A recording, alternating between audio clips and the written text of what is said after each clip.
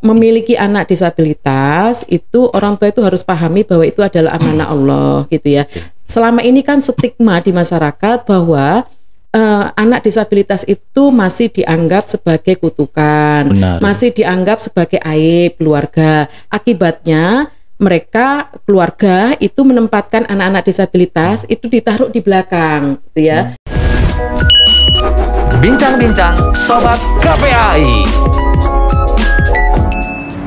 Halo Sobat KPAI dimanapun Anda berada. Senang sekali saya Gilang Yudi Pratama bisa menemani Sobat KPAI untuk berbincang-bincang terkait pelindungan anak. Tema kita pada kali ini akan membahas terkait kondisi anak penyandang disabilitas di masa pandemi COVID-19. Sebagaimana kita ketahui, pandemi COVID-19 di Indonesia sudah berjalan sekitar 1 hingga 2 tahun. Tentu hal tersebut mempengaruhi beberapa faktor, salah satunya terkait perlindungan anak, dan tidak terkecuali pada anak-anak penyandang disabilitas.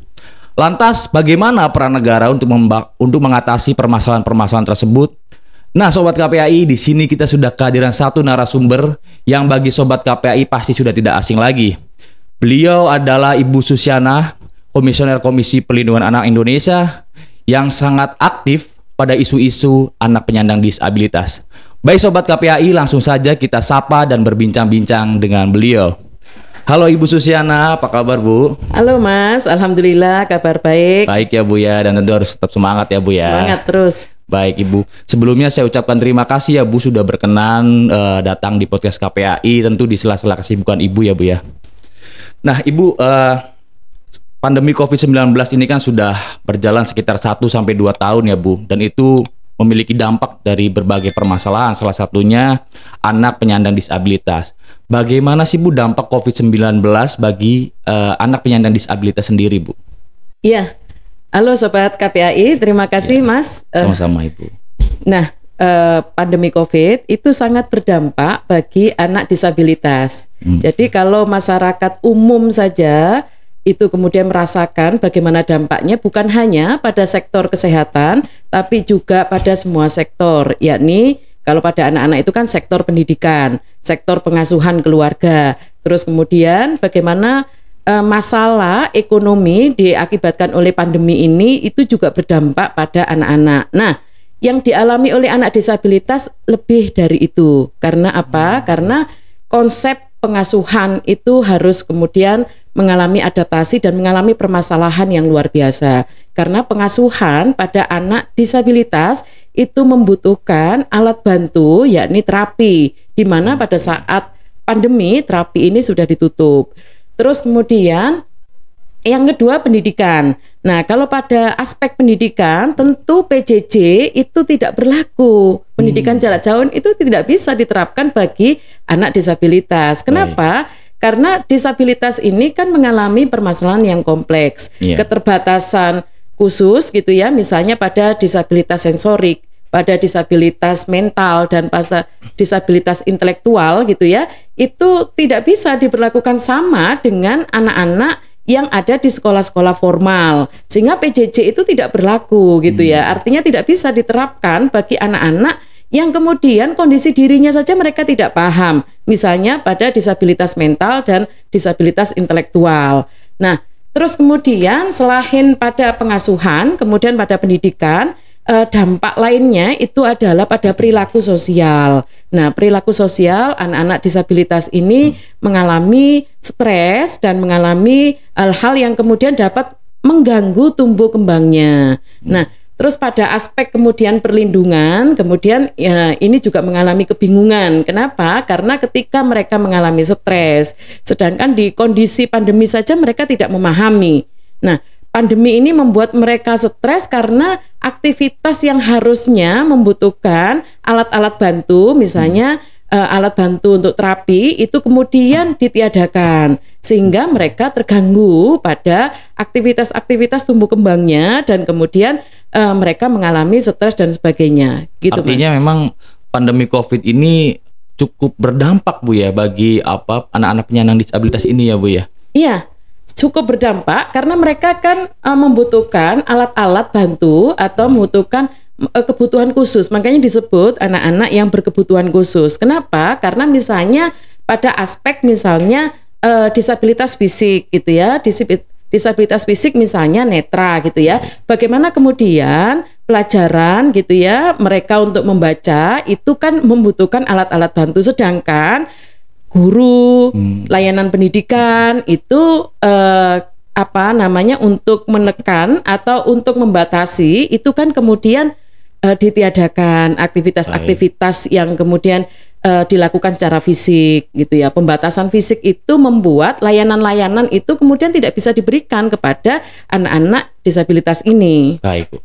Nah, berbicara terkait layanan Ibu ya, bagaimana sebenarnya Bu layanan di panti anak penyandang disabilitas ini pada masa pandemi COVID-19, Bu?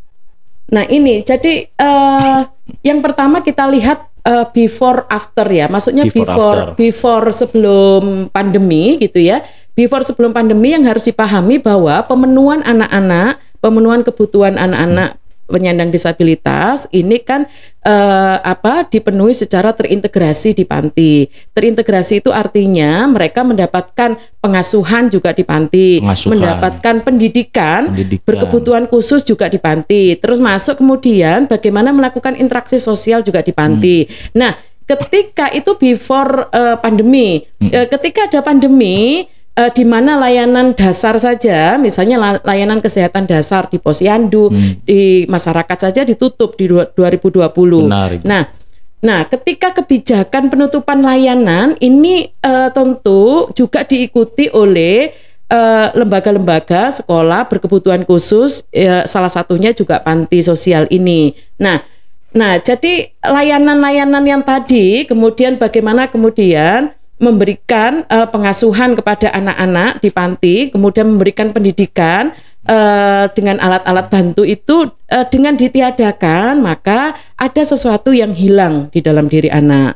Nah, terus apalagi ketika misalnya jam kunjungan juga ditiadakan, ini juga membuat permasalahan sendiri bagi anak. Ada sesuatu yang hilang gitu ya. Yang biasanya rame terus kok tidak rame. Mereka kan tidak mengerti. Bagi disabilitas mental dan disabilitas intelektual, mereka tidak paham bahwa di dunia ini ada namanya pandemi. Ketika yang biasanya mereka dijenguk kemudian tidak dijenguk itu ini menimbulkan permasalahan. Jadi kondisi panti tentu mengikuti dari kebijakan pemerintah di tahun 2020 itu menerapkan dulu PSBB terus kemudian PPKM itu menyebabkan layanan-layanan itu menjadi terganggu. Nah, kemudian Bu, di masa pandemi ini kan salah satunya itu kan layanan terapi ya Bu ya, layanan terapi bagi anak-anak penyandang disabilitas itu kan ditutup Bu.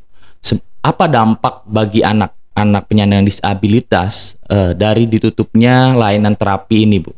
Iya, jadi dampak yang dialami oleh anak-anak itu yang jelas mengganggu tumbuh kembangnya.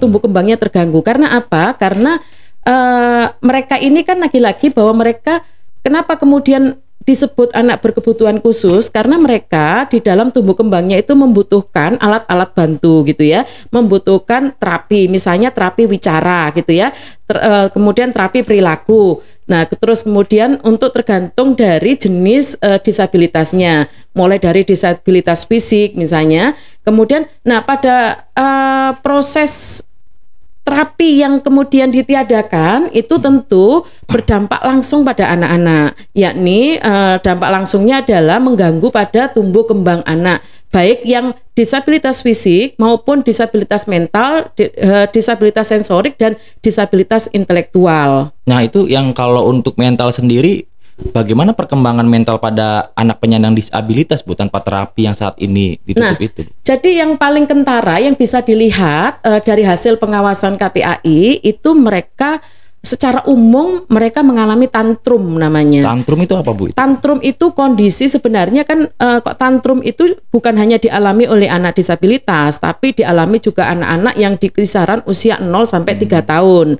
Nah, kalau kita punya anak kecil itu kalau dia mengalami masalah atau dia misalnya ada hal-hal yang dia inginkan tidak dipenuhi gitu ya, tidak didapatkan, dia mengalami tantrum. Tantrum itu kemarahan luar biasa yang ditandai kalau kita bisa lihat itu berteriak, terus kemudian memukul-mukul tangannya, terus kemudian dan melakukan hal-hal yang bahkan kalau terjadi pada anak disabilitas, sebenarnya kondisi tantrum ini yang membedakan dengan anak-anak pada umumnya adalah cara berkomunikasi anak. Cara komunikasinya itu, Nah, Bu ya. artinya cara dia menyampaikan kepada lingkungannya, kepada orang tua, kepada pengasuhnya tentang apa yang sedang dialami. Mereka kan mengalami keterbatasan verbal gitu ya. Mereka mengalami keterbatasan untuk menyampaikan apa yang sedang dialami.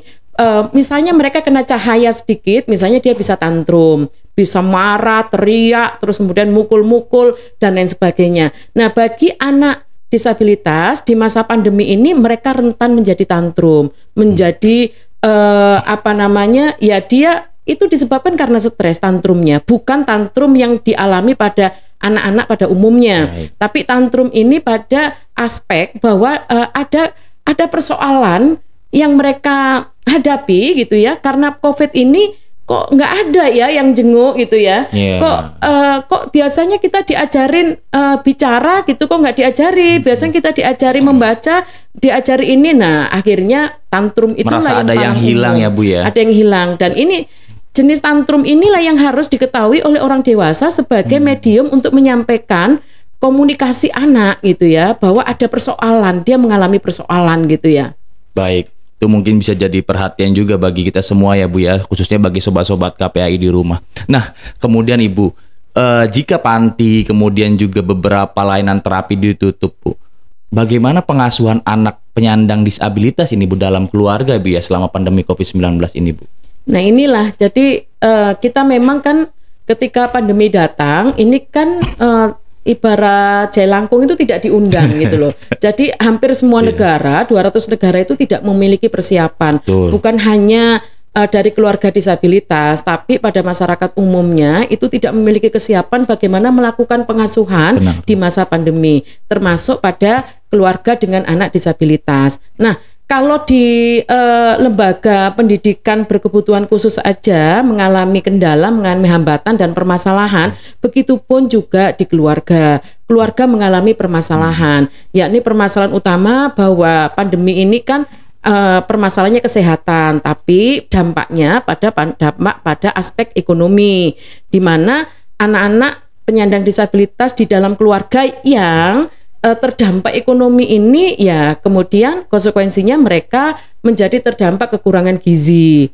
Nah, kenapa kok terdampak ekonomi? Ya karena sektor pekerjaan juga menjadi kelompok terdampak gitu ya. Artinya pekerjaan informal yang biasa dari keluarga disabilitas itu kemudian menjadi tidak ada, sehingga yang diterima langsung bagi anaknya adalah satu, pada dampak aspek gizi. Yang kedua, nah, kemampuan orang tua di dalam menangani anak disabilitas. Artinya khususnya pada aspek pengasuhan. Ketika orang tua tidak sabar dan tidak memiliki kecakapan di dalam memberikan pengasuhan kepada anak disabilitas yang mengalami tantrum tadi, nah maka dampaknya itu bisa berdampak fatal. Kami pada saat kita rapat koordinasi dengan rumah singgah gitu ya, rumah-rumah singgah dan panti-panti sosial penyandang disabilitas, tidak sedikit gitu ya anak-anak ini kemudian karena dia stres gitu, dan di keluarga sendiri juga kemampuan untuk memberikan pengasuhan yang sesuai dengan kebutuhan khusus anak disabilitas. Nah, dampak yang gratisnya itu anak-anak ini banyak yang kemudian meninggalkan rumah. Sampai meninggalkan rumah itu, Bu? Iya, jadi meninggalkan rumah itu artinya kalau bahasa ininya minggat ya, gitu. Nah, jadi artinya kan anak-anak ini kan tidak paham bahwa di dunia ini ada masalah. Anak-anak yang dengan disabilitas mental dan disabilitas intelektual itu mereka tidak paham bahwa ada pandemi COVID gitu. Nah, mereka mengalami stres karena ada di rumah terus, sehingga mereka kemudian meninggalkan rumah tanpa sepengetahuan orang tuanya. Nah, inilah yang kemudian sangat mengancam gitu. Iya, jangankan anak-anak ya, Bu ya, kita aja sebagai orang dewasa itu ketika di rumah terus itu kadang-kadang merasa bosan juga, Bu ya. Nah, minggat juga. Nah, tadi kan Bu, Ibu menyampaikan berbagai macam permasalahan-permasalahan dalam pengasuhan keluarga, Bu ya, dan juga tantangannya ya. Salah satunya baik dari ekonomi, kemudian juga pengetahuan pengasuhan dari orang tua juga. Nah, yang ingin saya ketahui adalah apa Bu yang harusnya dilakukan para orang tua untuk pengasuhan pada anak-anak penyandang disabilitas ini, Bu? Iya, jadi mungkin kita bisa kembali pada semangat di awal bahwa memiliki anak disabilitas itu orang tua itu harus pahami bahwa itu adalah amanah Allah gitu ya. Selama ini kan stigma di masyarakat bahwa anak disabilitas itu masih dianggap sebagai aib keluarga. Akibatnya mereka keluarga itu menempatkan anak-anak disabilitas itu ditaruh di belakang gitu ya. Nah, kemudian satu, yang kedua juga kita harus menyadarkan keluarga di Indonesia bahwa bukan saatnya lagi kemudian menangani disabilitas itu dengan pendekatan charity. Itu anugerah ciptaan Allah ya, bukti keanekaragaman manusia di muka bumi. Artinya, tapi kalau misalnya masih banyak masyarakat yang memandang bahwa disabilitas itu seperti orang yang cacat gitu ya. Cacat itu kan berarti ada yang rusak gitu ya, ada yang sakit. Nah, sehingga dipahami sebagai orang pesakitan seumur hidupnya. Nah, ini salah gitu ya. Nah, apalagi kalau pendekatan charity itu kegampangannya gini, seakan-akan semua masalah disabilitas itu selesai dengan bansos. Nah, ini yang harus disadarkan bahwa anak-anak disabilitas itu adalah anak-anak kita yang harus tetap kita rawat, kita asuh, kita berikan hak yang sama dengan anak-anak yang lain. Karena apa? Karena mereka berhak untuk tumbuh dan berkembang. Nah, kalau paradigma pemenuhan hak ini, jadi kita harus membuang paradigma charity tadi menjadi paradigma pemenuhan hak. Itu yang harus dimiliki orang tua. Karena apa? Kalau misalnya disabilitas fisik, dia kan masih punya kognitifnya masih bagus gitu ya. Misalnya banyak sekarang orang-orang berprestasi misalnya disabilitas netra gitu ya, atau misalnya anak-anak yang kemudian karena disabilitas itu kan bisa jadi sejak lahir gitu ya, bisa jadi karena penyakit, bisa jadi karena kecelakaan. Nah, kalau misalnya disabilitas karena kecelakaan atau karena misalnya kecelakaan misalnya, tentu kan ini berbeda dengan disabilitas yang lain. Artinya tidak ada alasan bagi keluarga untuk membedakan anak disabilitas dengan anak non disabilitas, ya kan? Artinya dia masih bisa tumbuh dan berkembang dan memperoleh hak-haknya. Begitupun dengan disabilitas yang lainnya. Nah, menarik Ibu tadi yang Ibu sampaikan, Bu ya. Memang saya juga sempat baca sih Bu beberapa kasus Bu ya terkait apa yang tadi yang budaya-budaya dan adat istiadat itu Bu ya, terhadap yang anak-anak penyandang disabilitas. Nah, kemudian Ibu juga tadi menyampaikan terkait harus merubah paradigma orang tua terhadap anak-anak penyandang disabilitas yang sebenarnya itu merupakan anugerah bagi mereka Bu ya, seperti itu. Nah, Ibu sebelumnya tadi Bu sudah menyampaikan dan juga sebagaimana kita ketahui ya Bu, sebenarnya pemerintah ini kan sudah berupaya dan berbagai macam program dan juga upaya-upaya yang dilakukan untuk memberikan pemenuhan kebutuhan bagi anak-anak penyandang disabilitas. Apa sih Bu yang menjadi tantangan terbesar bagi permasalahan-permasalahan tadi Bu, mulai dari pemenuhan kebutuhan hak anak penyandang disabilitas dan juga hal lainnya seperti itu? Iya. Tantangan yang terbesar bagi pemerintah dan juga bagi masyarakat itu adalah mindset. Nah, mindset, paradigma gitu ya di dalam penanganan penyandang disabilitas. Selama ini kan mindsetnya itu adalah mindset charity. Nah, kalau mindsetnya charity, maka ini dianggap sebagai PMKS, penyandang masalah kesejahteraan sosial. Kalau soalnya adalah pendekatannya adalah charity. Seharusnya. Nah, kalau kita lihat, kalau pemerintah memandang bahwa penanganan disabilitas dengan pendekatan charity, maka karena dia masuk dalam dianggap oleh pemerintah, dianggap bagian dari PMKS, maka itu ditempatkan di Kementerian Sosial. Harusnya pendekatannya adalah pendekatan pemenuhan hak. Pemerintah punya kewajiban untuk memenuhi hak anak-anak penyandang disabilitas sebagaimana anak-anak lainnya. Kalau pendekatan pemenuhan hak, maka ini tugas dan fungsinya semua kementerian lembaga. Mulai dari dalam kandungan sampai kemudian anak itu berusia 18 tahun. Artinya bukan hanya tugas Kementerian Sosial, tapi juga Kementerian Kesehatan bertugas untuk melakukan terapi kesehatan gitu ya, bertugas untuk memberikan layanan-layanan dan lain sebagainya. Nah, begitupun juga aspek-aspek misalnya aspek-aspek sosial gitu ya, aspek agama, aspek pendidikan. Nah, kita lihat pemerintah sudah masuk ke sana, misalnya pendidikan inklusi.